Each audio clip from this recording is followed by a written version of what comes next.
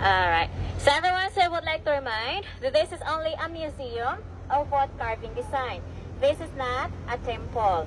But the reason why we ask some of you to wear the cover is here, the standard